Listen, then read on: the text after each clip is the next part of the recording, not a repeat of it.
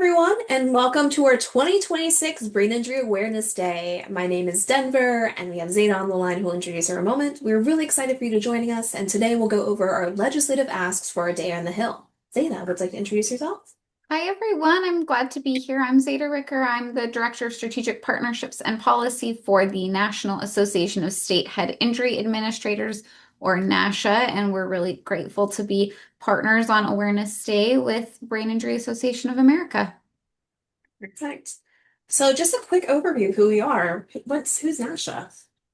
Yeah, NASHA is a membership organization made up of the state brain injury programs within each state. But because we know our brain injury programs are so small, we also include many of our partners, like our Brain Injury Association or other affiliate organizations, researchers, people with lived experience, providers, and other partners to help focus on building capacity for states to support people with brain injury. Wonderful. And NASHA and BIAA fight along the side each other for progression of our issues on Capitol Hill. Brain Injury Association of America is the voice for brain injury. We try to advance every survivor, caregiver, and person who touches brain injury through advocacy, education, and uplift. All right, so you might be like, why are we going to the Hill? Hopefully, this isn't your first time. If it is, welcome. It's going to be a great time. But we know Capitol Hill is a big concept, right, for a lot of folks. But when you bring it down, it should be something we're touching. And we realized we have 2.8 million survivors each year from TBI alone, not including stroke, hypoxia, or anoxia, just TBI alone, and over 5 million people living with brain injury related disabilities, which is huge. But every time I go on the Hill, I can say, I am educating. Our members of Congress don't understand the prevalence and reality of our brain injury survivors and the struggles we face. So we are there to bring a voice, right? As you bring your one person, your one self to the Hill, to that meeting, you are uplifting millions on your shoulders, showing the realities and impacts of brain injury. We are speaking to the chronic nature of it, the complexities, and the need for change. That's why you're there. We need to put a voice behind the people who are living in our communities and ensure that they're empowered and that our issues are uplifted. So, this year, we are going to have two legislative asks to do this. And the first one will be the TBI Act. Thank you, Denver. I just want to echo how important it is that you're all here to share your voices and dig in a little bit on the importance of reauthorizing the TBI Act. So the TBI Act authorization expired September 30th of 2024. And so we have been without an authorization for the only authorization that we have for any domestic brain injury programs. And luckily, we've been able to continue these programs because we've gotten funding, but it has led to a lot of instability on if the programs will continue, a lot of uncertainty for states, and of course, a risk to those who depend on some of the services that come out of the TBI Act authorized programs. Again, this is the only federal piece of legislation focused on domestic programs. It authorizes two really important agencies to focus on brain injury, the Centers for Disease Control and Prevention, or the CDC, and the Administration for Community Living, and it ensures that these programs are protected when administrations shift and priorities change. So this year's champions for the bill in the House, Congressman Menendez, Pallone, Bacon, and Crenshaw are our leads. It's bipartisan bill, and it has had some support beyond these leads in the House from the chair and ranking member of the relevant committee. And then in the Senate, Senators Mullen and Kim are our leads. And similarly, there's more broad bipartisan support outside of our champions. So the two programs, just digging in a little bit more to the two programs that the bill authorizes, Under the Administration for Community Living, there are grants to states, tribes, and territories through what's called the Traumatic Brain Injury State Partnership Program. This is a central program that provides funding to states to really coordinate resources for people with brain injuries and their families and helps to make services more accessible and better coordinated. There are currently 31 states that receive funding through the state partnership program. They are just $200,000 a year grants. States provide a 50% match to the program, which is the highest match requirement of other disability programs. And states are doing really wonderful work with these grants, including helping to focus on different populations. It helps to ensure that there is a single person within a state agency that's focused on brain injury and allows them to coordinate with other partners within their states.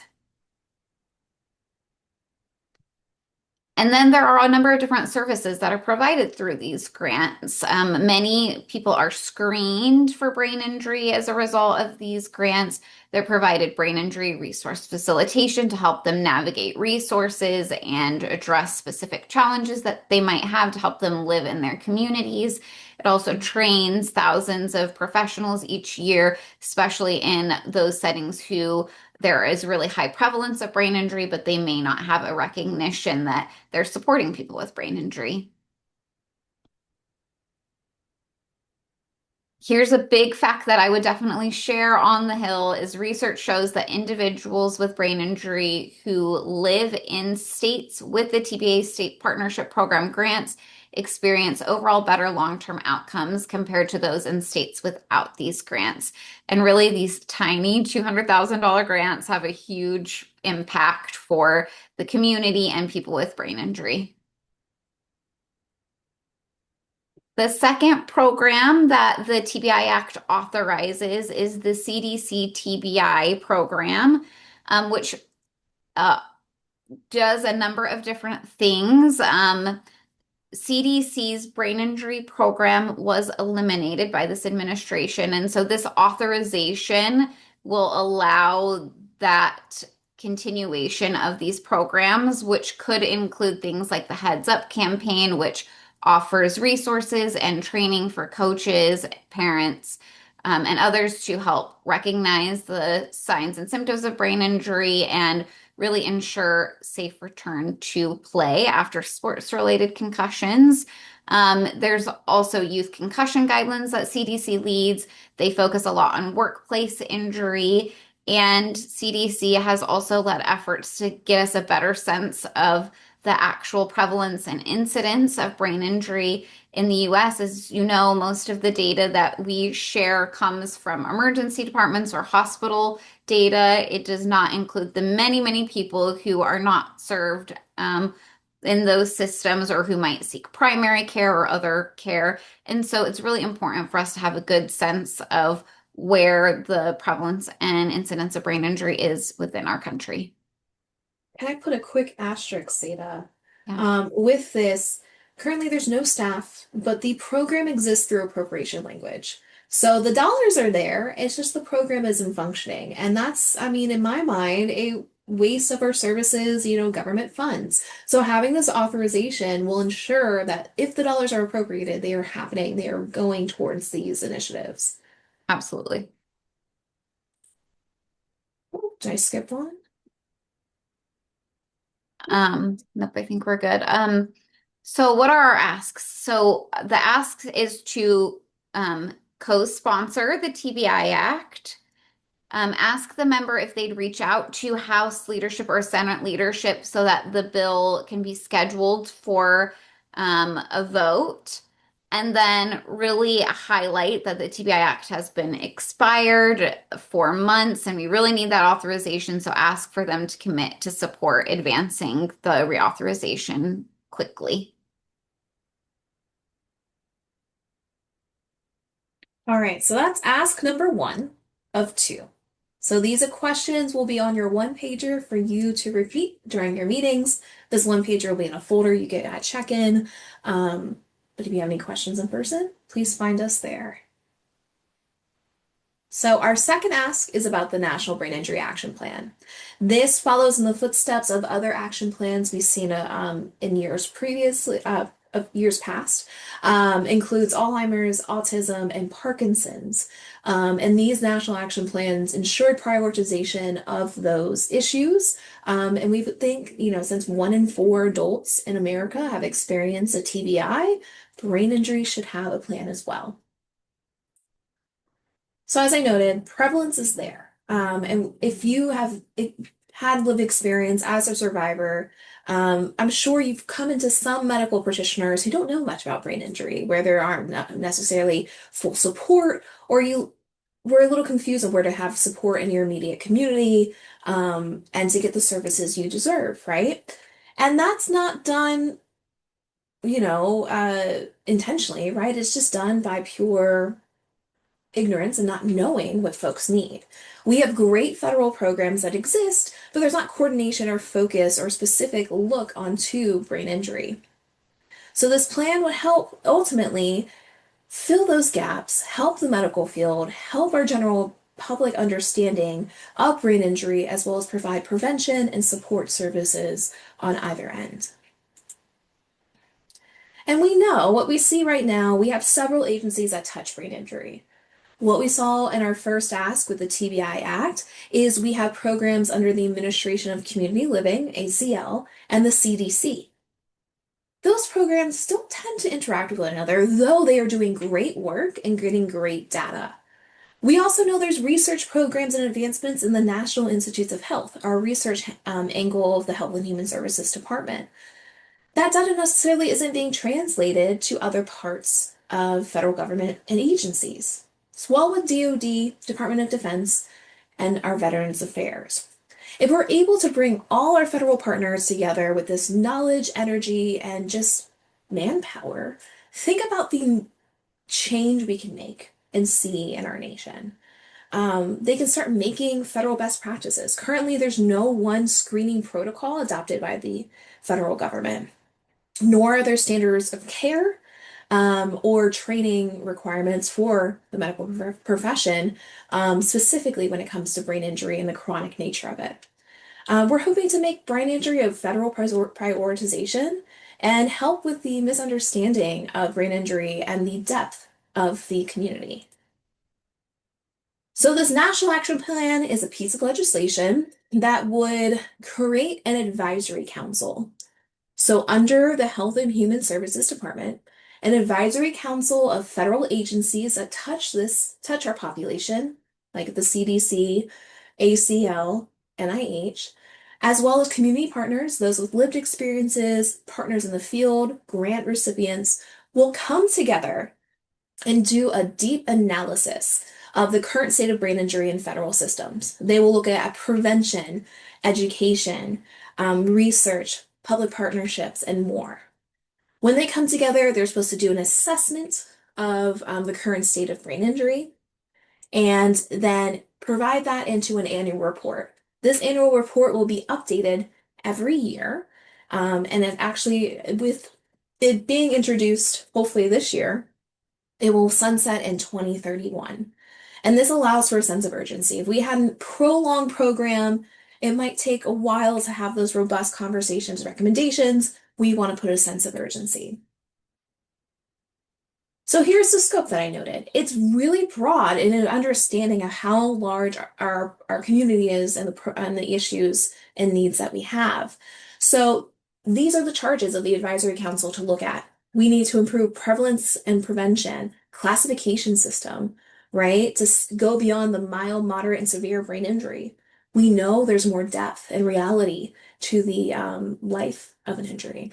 To help with coordination of care, availability of post-acute systems, to ensure that people can stay within their communities, data collection, metrics to understand the burden of disease, research and research investment, and more. We need to make this a priority because our issues are deep and they're dense and they're complex, but yet there isn't a federal investment to look at the full picture of brain injury and help make change. So our pitch. With the TBI Act, you saw that Zeta gave you patrons. Right now, we do not have a bill number. We're hoping for this bill to be introduced in the very near future. But as this moment on February 27th at 3:30, we do not have a bill number. So right now, our job is to educate and ask them to join this movement to have a national action plan. So our pitch is we need better support and focus from federal agencies. We are a dynamic group of individuals, and we need to ensure that there's proper coordination to hit all the needs that we have. We need federal leadership. We need them to step up to the plate and take our community seriously. And we need to streamline our research process to ensure that we have better diagnostics, prevention, and treatment tools. So our ask specifically on the Hill would be, does the member have any concerns about the legislation? And or are there reasons why you could oppose it? Right?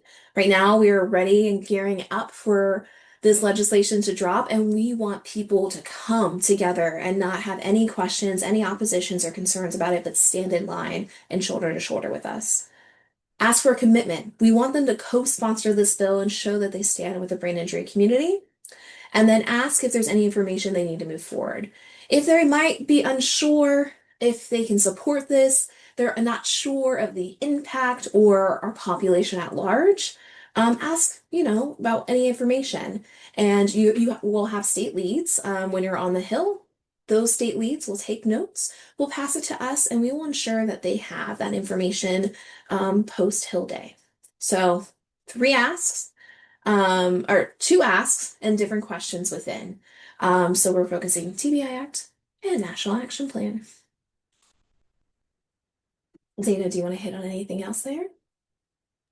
I think you covered it. I just want to say that one question that you may get is why both of these efforts are needed. And so, really talking about the importance of authorizing the programs that we have already and then allowing there to be better coordination between all those activities. There's two separate but very important purposes of these efforts. Absolutely. So you'll have these talking points, they'll be in front of you, you'll have a postcard, you'll be prepared and have the language before you. But our real purpose on the Hill is to connect the person with the issue. We can come to Congress all day, every day, 365 days a year, and give facts and background. But we don't have your face, your story to connect to the realities that are on the ground. Those facts kind of fall flat. So it's important to connect your story to our legislative asks.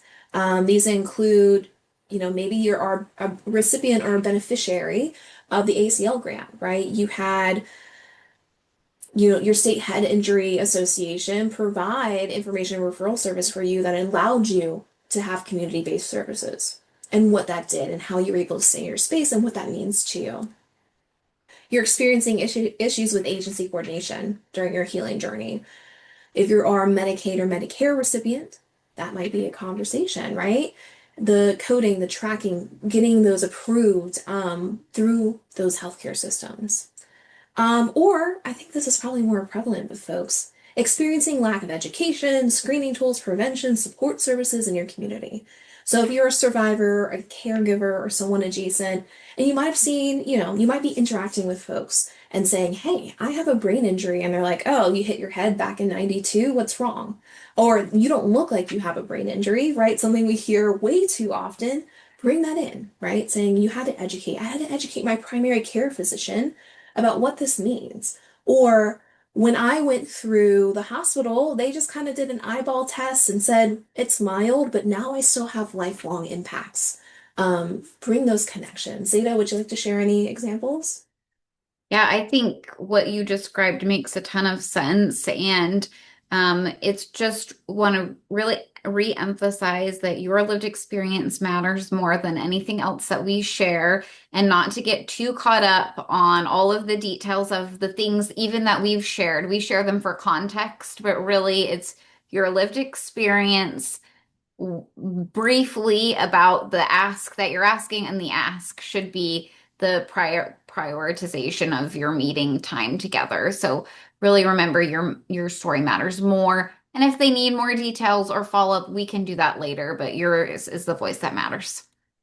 Absolutely. I don't think we have to slide in this PowerPoint, but on the Hill, we're 90% story, 10% ask and facts, right? I know people come into this space and like, I have to know this legislation back and forward because they're going to ask me hard-hitting questions and I need to know because I'm in that space. You don't. You're in that space because you deserve it. You're in that space because you're giving your personal experience, and you're in that space because you're from that state. You are elevating the voice of thousands of others in that same state. Leave the facts and the data and everything else to us. Don't worry about that too much. And just keep with your story, finish with these asks, and push through.